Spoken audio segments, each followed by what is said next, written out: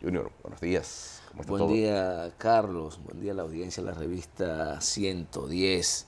Ya fin de semana. Ya estamos así. Así es.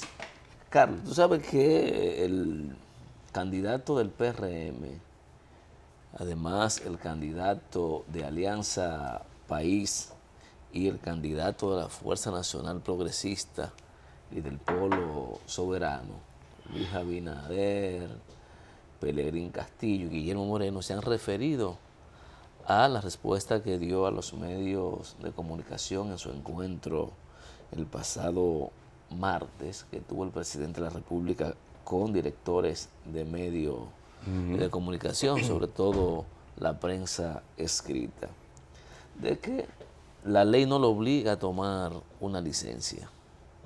Ellos refieren que por un problema de ética debiera tomarse una licencia el presidente de la República.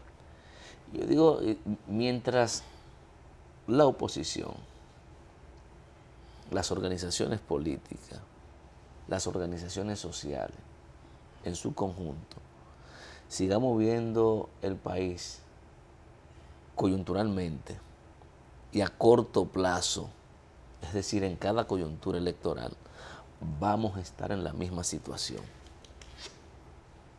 Cada 4 años ocurre exactamente lo mismo. Pero yo Pidiendo el no uso de los recursos del Estado, pidiéndolo de la licencia. Nos pasamos 4 años sin hacer nada para establecer de manera taxativa eso en alguna norma jurídica y nadie lo propone. Nadie propone. Ahora Deja pasar el ahora tiempo y están apelando. cuando llegue el momento de las elecciones, es que dicen, tiene que tomar licencia, pero nadie legisla en el interín para que eso sea Apelando a la ética del presidente para que cumpla con eso. Señores, por aquí nos ponemos de acuerdo para incumplir la ley, las normas de carácter positivo que tienen consecuencias. Las normas morales es una sanción interior y la ética también. Entonces no hay compromiso con eso. No hay compromiso. Hay que ver qué ocurre entonces, terminado el proceso, qué se va a plantear en ese sentido, cuáles son las iniciativas legislativas que van a presentar. No, porque van a tener otra cosa. Van a tener otra No, porque eso nada más es malo y es la incomodidad que uno tiene cuando es otro que lo hace. Es malo y es malo, no importa quién lo haga. Y hay que plantearse, establecer en las normas, taxativamente las cosas que no debe hacerse del poder para beneficiarse en un proceso electoral. Eso hay que hacerlo. Pero no esperar que falten 3 meses para las elecciones.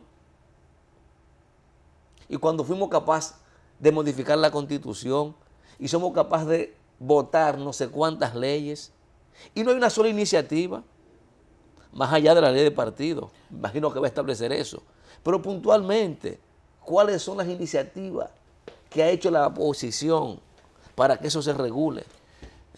Pero es que no va a haber iniciativa a ese respecto, Junior, porque es que todo el mundo quiere beneficiarse del desorden. Eso. O sea, es decir, ¿por qué yo voy a prohibir que el presidente se mantenga en el cargo mientras esté en campaña si al fin para el futuro yo necesito, si yo llego a presidente, yo también quiero estar una de las cosas que haciendo planteó campaña sin coger justamente, licencia? una de las cosas que planteó justamente el presidente es que si a Leonel no se lo pidieron, si Leonel no lo hizo Hipólito porque él. Pero eso tampoco es una justificación.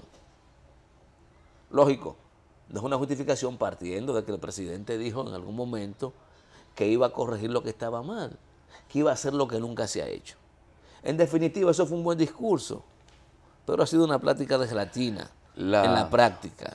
No ha habido una ejecución de esos principios básicos que contenía su eslogan de campaña.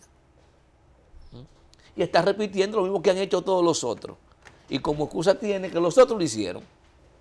Además, Pero peor aún, lo que digo es, caramba, veamos el país a largo plazo, señores. Que las cosas que están mal, no nos recordemos de ellas solo en el momento en que nos conviene, sino que tiene que hacer una tarea permanente en ese sentido. Hay cosas que deben establecerse claramente y no deben hacerse, no importa quién esté en el poder. Para no estar ahora con esto, un llamado que por ética El presidente de la República debe hacer eso. ¿Y dónde Bueno, está la ética? Bueno, pues por ética también los legisladores, también todo el que sea electo por voto popular debería tomar una licencia porque a fin de cuentas maneja presupuesto.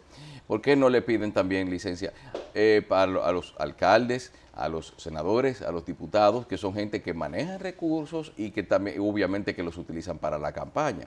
Entonces, como por ejemplo el asunto de reformar la Constitución para limitar el poder presidencial. Pero la reelección, aquí ¿cuántos 180 diputados que se comen tiburones podridos cada 4 años? Que estamos de acuerdo con la licencia. Lo que decimos es que no hay que esperar. Los más reeleccionistas son los No legisladores. hay que esperar 3 meses antes de las elecciones, ni un mes antes, ni un año antes. Eso hay que legislarlo antes, con anterioridad, para que entonces haya un régimen de consecuencias para el que incumpla con eso. Porque no lo hace el presidente y no pasa nada. Pero si el propósito es evitar que haya acceso a los recursos del Estado o su utilización en campaña durante el periodo en que la persona que aspira a reelegirse esté haciéndolo, entonces que lo extiendan a los alcaldes, que lo extiendan también a los senadores y a los diputados, porque esos sí son reeleccionistas. Y además, si el espíritu de la ley de limitar el periodo de permanencia de una persona en el poder o por el cual puede ser elegido es para fomentar el surgimiento del liderazgo y dar oportunidad a otra persona, ¿por qué no lo extienden a todos los otros poderes del Estado? Bueno, eso es una discusión también que hay que dar. Sí. Hasta dónde se ¿Por puede qué no se da la limitar? Discusión? Porque las cosas son coyunturales y enfocados hacia un propósito determinado en un momento determinado. El propósito de limitar el poder a una persona. Ok, por la Constitución usted nada más puede ir 2 veces y ya, o una vez y ya, como ya era en el pasado. Pero ahora no. Para llegar. Pero mientras tanto los legisladores tenemos gente que tiene años y años ahí, también alcaldes, habiendo más gente en un pueblo que pueden ser capaces de desempeñar ese puesto. Es lo que te digo. A lo mejor la discusión implica que a eso también hay que ponerle límite. ¿Qué tiempo debe durar unas personas religiéndose en un puesto? Gente que tiene 30 años en el Congreso y posiblemente nunca han abierto la boca. Que en esos pueblos no hay hombres, que no pueden... O mujeres. O mujeres. Capaces, pero no. Entonces, el problema es más allá de la figura presidencial. Lógicamente, es la primera magistratura. El peso que tiene un presidente en un país como esto es indeterminado. Sí. Es un asunto, bueno, es un país presidencialista. Con eso yo te digo todo. Además, yo creo que a la oposición le conviene que el presidente se quede haciendo su trabajo mientras está haciendo campaña, porque a fin de cuentas, ¿de qué se nutren los argumentos actualmente? ¿De qué se nutren los argumentos de la oposición? De las ejecutorias del presidente, de todo lo que haga criticarlo. Entonces, si toma licencia, dejará de hacer cosas y va a haber menos motivo para criticarlo. Lo correcto sería lo que se está planteando, que el presidente en el periodo electoral pues coja una licencia. Pero lamentablemente no hay nada que lo obligue. Y los candidatos hoy, que fueron precandidatos desde siempre, no tomaron iniciativas en ese sentido. Ahora estamos en el muro de las lamentaciones. Y no podemos pasarnos 200 años más con la misma vaina. Porque es cíclico.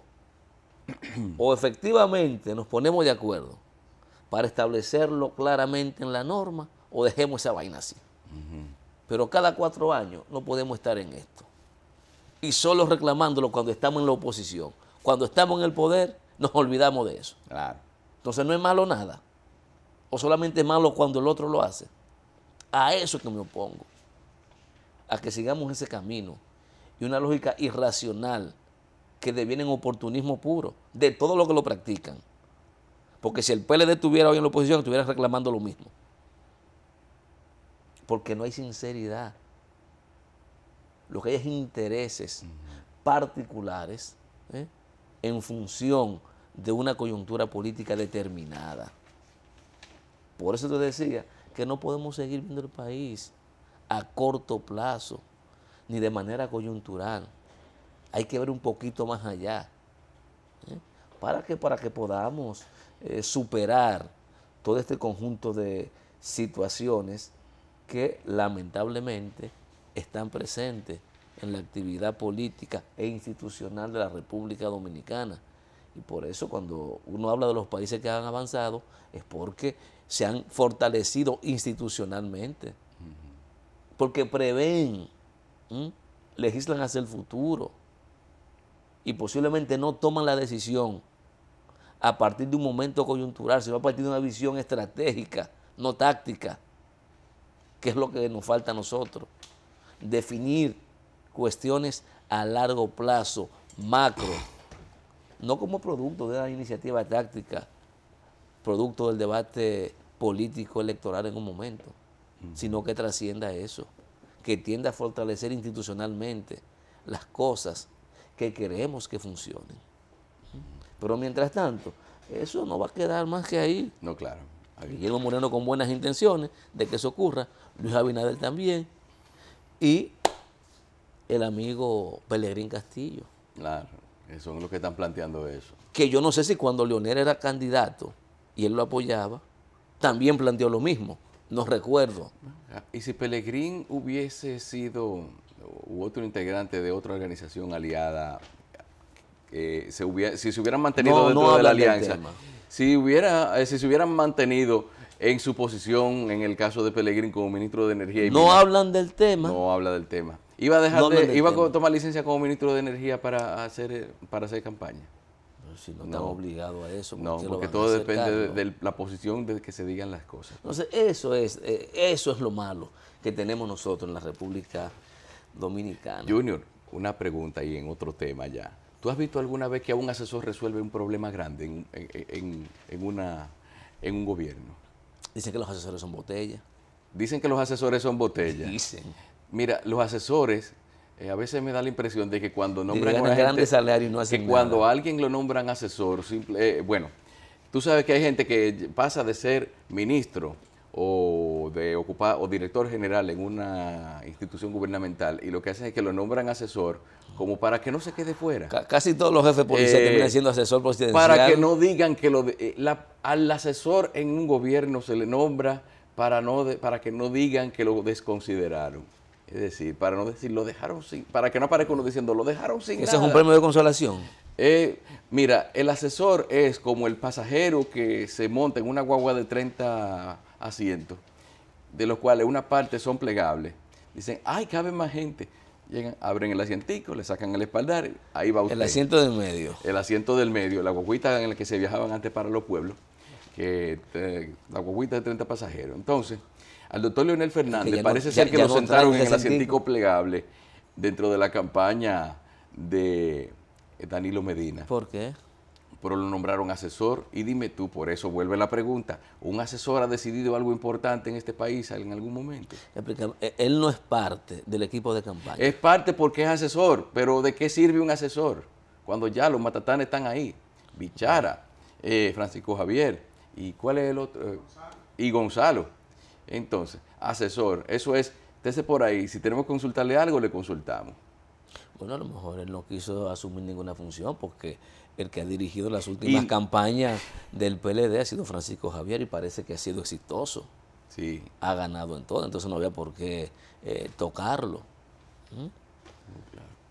Y no sé, está debutando, me parece, el ministro de Obras Públicas como encargado de propaganda, ¿verdad? Sí. Parece que ha sido efectiva la estrategia que él ha utilizado en el ministerio, que le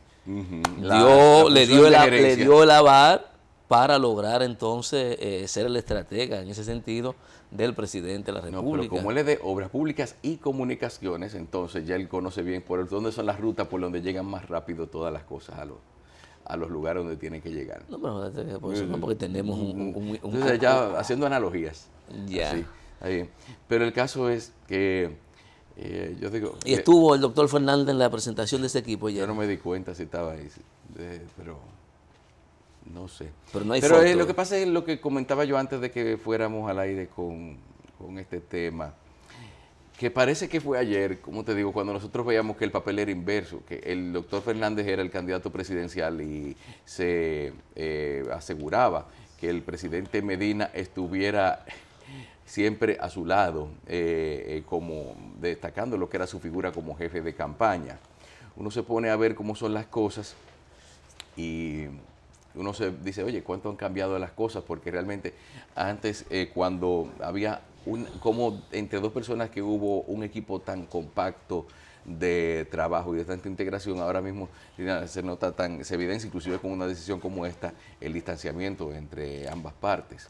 ¿Qué dice también? Leonel está ahí, le levantó la mano, está integrado a la campaña, es asesor, pero realmente se nota que no es lo mismo que antes. Hasta ahora no se conoce ningún acto en el que haya participado para afirmar que él está integrado. La promesa es, y la dijo el presidente esta semana, que él se va a integrar.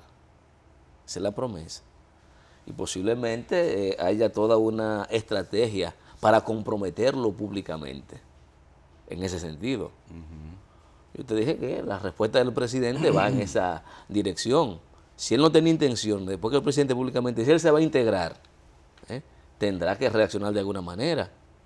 El hecho de haberlo integrado, aunque sea como asesor a el Comando Nacional de Campaña del PLD, pues también va en la dirección de irlo persuadiendo para que tome alguna posición y algunas iniciativas de cara a que haga presencia en los actos públicos que está convocando el candidato de su partido, el actual presidente de la República.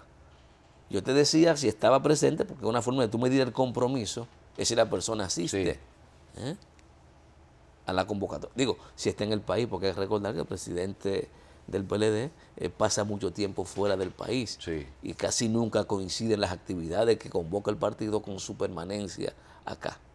O sea, a lo mejor hay una explicación o una justificación de la no presencia de él si no estuvo, porque pasa que en las notas no hace referencia a que estuvo presente o no. Tú sabes que los viajes al extranjero para mí a veces son felices coincidencias que pasan en momentos determinados, porque uno se recuerda de figuras que han pasado por el poder, de que regularmente pasan cosas en las cuales que tienen que ver con ellos y dicen, bueno, yo no estaba aquí, tenía un compromiso en el extranjero.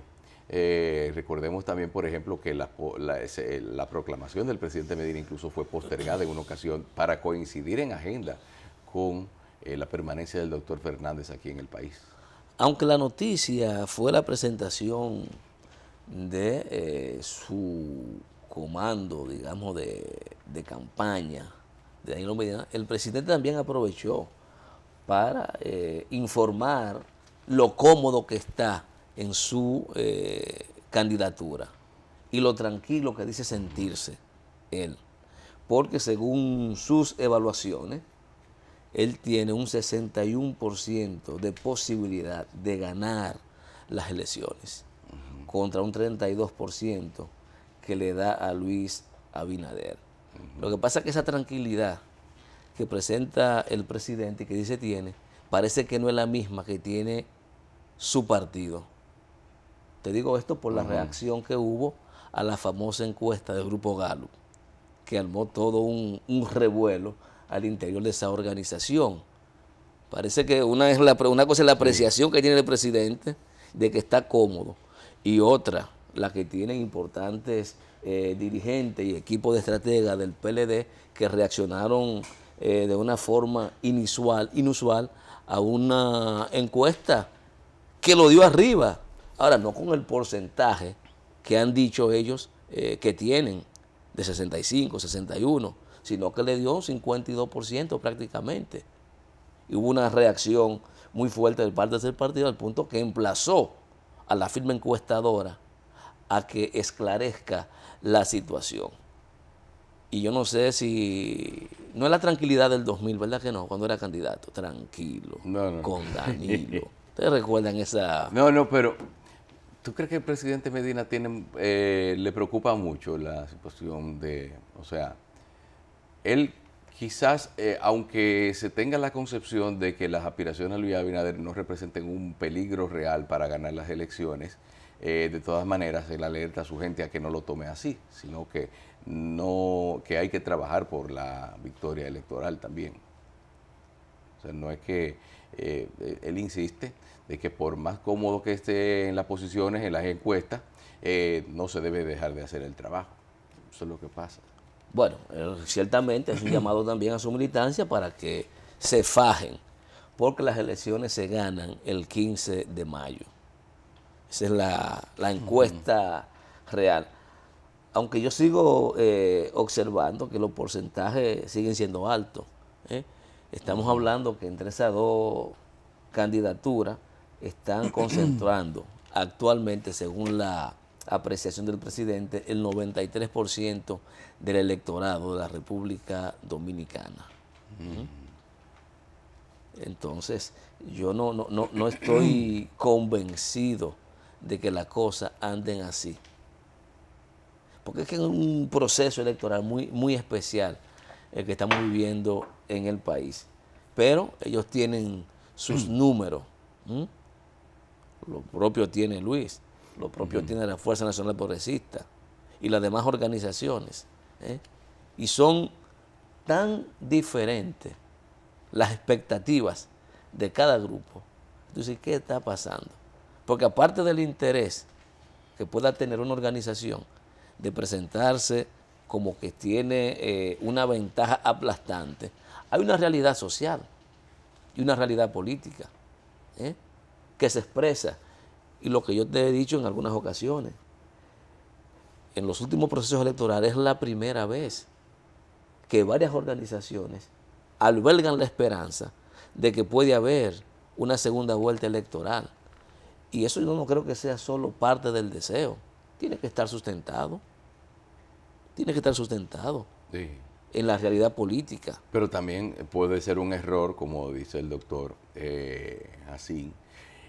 Oye, estar aspirando desde ahora a una segunda vuelta. Es decir, casi siempre, aunque se tenga esa certeza, no se puede detener uno, cejar en los esfuerzos de tratar de ganar en primera. Pero es que eso no implica, es que usted puede reconocer que hay un candidato que está encima y sus evaluaciones, su trabajo de campo le dice que la tendencia es a que vaya a una segunda vuelta.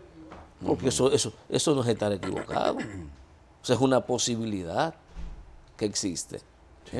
Y claro, alguien está arriba, porque no hay un empate técnico. Nadie da empate técnico. Y siendo así, alguien va a sacar unos votos más. Que no le alcance para obtener ganancia en primera vuelta, esa es otra cosa. Esa es otra cosa. Bueno. Lo cierto es, como yo te he dicho, y creo que el panorama no está para mí todavía tan claro. Yo creo que hay cosas que las encuestas, te reitero, no están reflejando, que son los niveles de inconformidad del electorado con la situación actual que está viviendo el sistema de partidos de la República Dominicana, el impacto que pueda tener la extensión electoral en el país, el impacto que pueda tener un potencial voto de castigo, no solo a nivel presidencial, sino también a nivel municipal y congresional. Esos factores todavía no son medibles. Y cuando tú ves los resultados de la encuesta, eso ni siquiera se toma en cuenta. Ni siquiera se toma en cuenta. Y yo creo que sí, que puede haber niveles importantes de abstención electoral en la República Dominicana. Al igual que puede observarse y manifestarse una importante cantidad de votos de castigo que pueda ir hacia los partidos emergentes. Carlos, si aquí uno de esos partidos cualquiera tuviera un chinchín más de fortaleza, la gente que estuviera tomando prodón en este país fuera increíble, porque ellos saben que las cosas no están bien, pero todavía tienen la suficiente fortaleza esas organizaciones a través, lógicamente, de lo que han cultivado y cosechado durante el ejercicio del poder que han tenido los diferentes partidos. Saben que a pesar de todo están en posibilidad de alzarse con un triunfo electoral, ya sea en primera o en segunda vuelta. Por ahora ellos no sienten temor, aunque pudieran presentarse sorpresa, que pueda surgir una cuarta o una tercera fuerza política importante en la República Dominicana de este proceso. Mira, tampoco eso se puede descartar. Mira, hay que culpar o más bien hacerle un reproche, vamos a decir, a las organizaciones minoritarias. Quizás han sido muy tímidas o muy poco constantes en lo que es una promoción efectiva de sus aspiraciones y una participación más directa en lo que son los debates nacionales.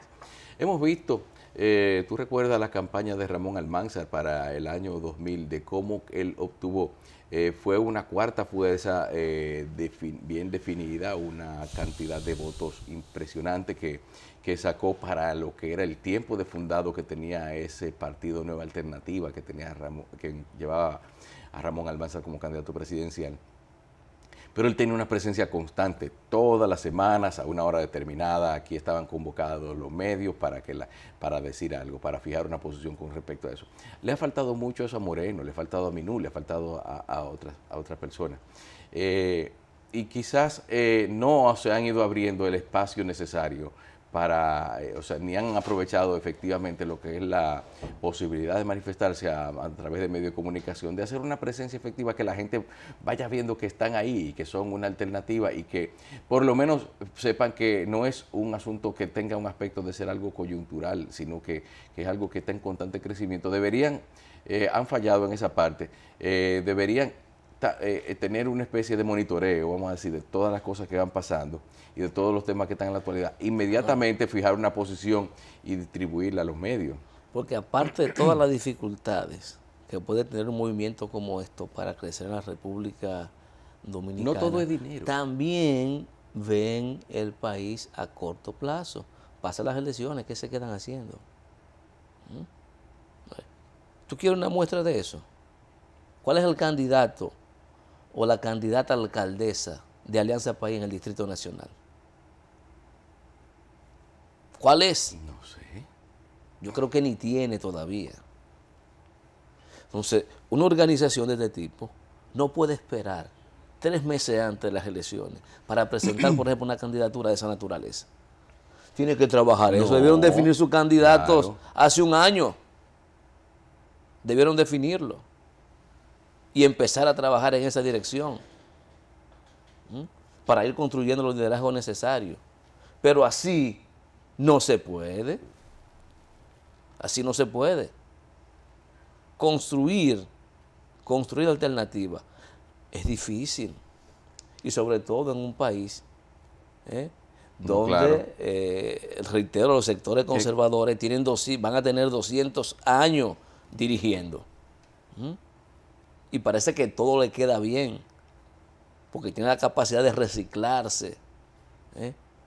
Y en los momentos que ha habido posibilidad de cambio, han tenido la suerte que los actores del cambio han conciliado con ellos para que todo se quede igual. ¿O tú te crees que es fácil? A veces, fíjate el ejemplo que pone el doctor de lo que hizo el PLD con Roberto. ¿Quién es el encargado de la campaña de Roberto? El director de aduana. El director de aduana. ¿Tú te imaginas? Ahorita salen estos grupos alternativos con unos candidatos que nadie conoce y sin un peso, porque no tienen un chele. No, y que son gente que han tenido experiencia de otras campañas políticas, ya sea de las organizaciones de las que salieron, como de las que formaron recientemente o han surgido con la misma característica de ellos. Pero yo te digo a ti, ese asunto, eso no falla. Convocó una rueda de prensa semanal hasta desde un año antes de las elecciones. Ya, es una cosa que te da una presencia. Está que el poder, la práctica te ha dicho que el poder hay que construirlo. Hay 2 formas de usted acceder al poder: arrebatándolo o construyéndolo. Y construir poder es difícil. Es difícil. Entonces hay que establecer estrategias para eso. Y eso implica empezar a trabajar desde abajo hacia arriba. Que cuando lleguen estos momentos, yo tenga una plataforma política y social importante ¿eh? No es solo el hecho de no tener la posibilidad de llevar un alcalde en el Distrito Nacional, es también el hecho de construir un ejército para que vaya a defender el voto en los 11.000 o 13.000 colegios electorales que tiene la República Dominicana. No es fácil, es una tarea difícil. Sin dinero y con unos partidos que, aunque tengan debilidades, tienen una capacidad económica increíble. ¿Eh? Y una incidencia en los medios con lo que no se puede competir. Entonces la estrategia tiene que ser diferente, de abajo hacia arriba, una conexión permanente con las comunidades, ¿eh?